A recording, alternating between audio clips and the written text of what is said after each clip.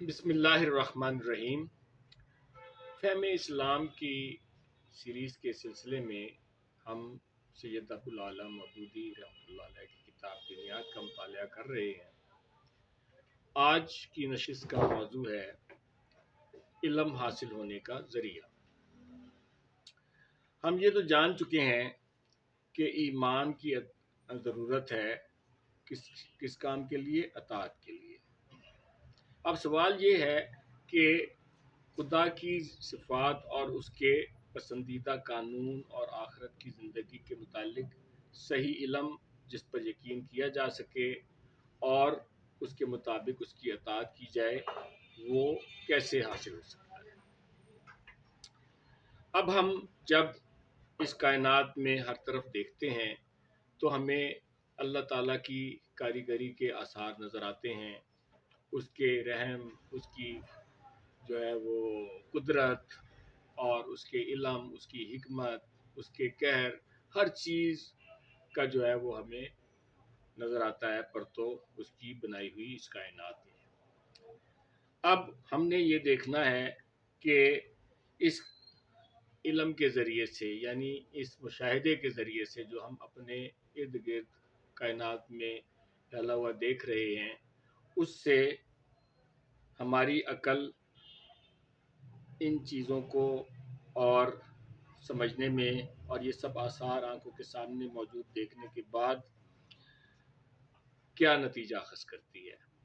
مگر ہمیں تاریخ بتاتی ہے اور موجودہ دور میں بھی اس چیز پر آپ غور کریں گے کہ انسانی عقل اپنے اس مشاہدے کے باوجود صحیح نتیجے پر نہیں پہنچ پاتی۔ کوئی تو یہ کہہ دیتا ہے کہ اس کائنات کے دو خدا ہیں، کوئی اس کے بے شمار خدا بنا ڈالتا ہے، اور کوئی الگ الگ ہر چیز کا خدا گردانتا ہے۔ جیسے کوئی کہتا ہے بارش کا خدا الگ ہے، ٹھیک ہے نا، ہوا کا خدا الگ ہے، اور اسی طرح ہر چیز کی خدائی جو ہے وہ اس نے تقسیم کر رکھی ہے مختلف خداؤں میں۔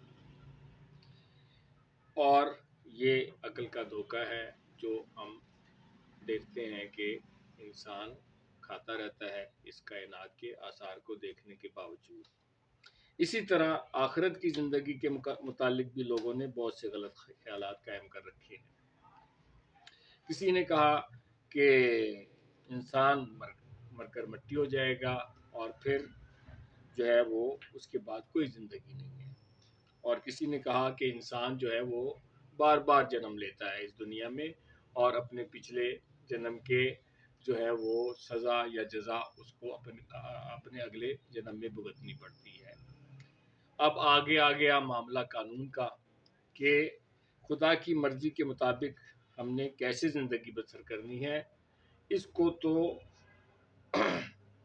جاننا جو ہے وہ اپنی عقل کے ذریعے اور بھی زیادہ مشکل ہے۔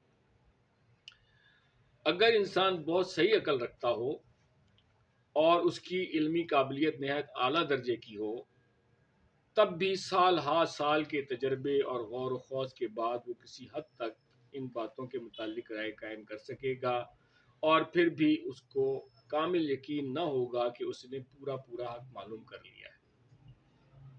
اگرچہ علم اور عقل کا پورا امتحان تو اسی طرح ہو سکتا تھا کہ انسان کو بغیر کسی ہدایت کے چھوڑ دیا جاتا، پھر جو لوگ اپنی کوشش اور قابلیت سے حق اور صداقت تک پہنچ جاتے وہی کامیاب ہوتے، اور جو نہ پہنچتے وہ ناکام رہتے۔ لیکن اللہ تعالیٰ نے اپنے بندوں کو ایسے سخت امتحان میں نہیں ڈالا۔ اس نے اپنی مہربانی سے خود انسانوں ہی میں سے ایسے انسان پیدا کیے جن کو اپنی صفات کا صحیح علم دے دیا، وہ طریقہ بھی بتا دیا جس سے انسان دنیا میں خدا کی مرضی کے مطابق زندگی بسر کر سکتا ہے۔ آخرت کی زندگی کے متعلق بھی صحیح واقفیت اس نے دے دی اور ان کو ہدایت کی کہ دوسرے انسانوں کو یہ علم پہنچا دیں۔ ان لوگوں کو پیغمبر کہا جاتا ہے۔ جس ذریعے سے خدا نے ان کو علم دیا ہے اس کا نام وحی ہے، اور جس کتاب میں ان کو یہ علم دیا ہے اس کو اللہ کی کتاب اور اللہ کا کلام کہتے ہیں۔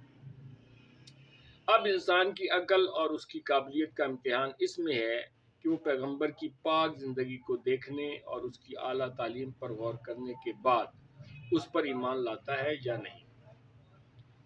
اگر وہ حق شناس اور حق پرست ہے تو سچی بات اور سچے انسان کی تعلیم کو مان لے گا اور امتحان میں کامیاب ہو جائے گا، اور اگر اس نے نہ مانا تو انکار کے معنی یہی ہوں گے کہ اس نے حق اور صداقت کو سمجھنے اور قبول کرنے کی صلاحیت کھو دی ہے۔ یہ انکار اس کو امتحان میں ناکام کر دے گا اور خدا اور اس کے قانون اور آخرت کی زندگی کے متعلق وہ کبھی کوئی صحیح علم حاصل نہ کر سکے گا۔ اب ہمیں کوشش بھی کرنی چاہیے اور جدوجہد بھی کرنی چاہیے کہ ہم اس حقیقت کو سمجھیں جو اللہ تعالیٰ ہمیں اپنی ربوبیت کے حوالے سے اور آخرت کے حوالے سے ہمیں ان انبیاء یعنی پیغمبروں کے ذریعے سے جو تعلیم دیتا ہے اس کو ہم سمجھیں، غور کریں اور اس پر ایمان لائیں۔ اللہ تعالیٰ ہمیں اس پر عمل کرنے کی توفیق عطا فرمائے۔ وآخر دعوانا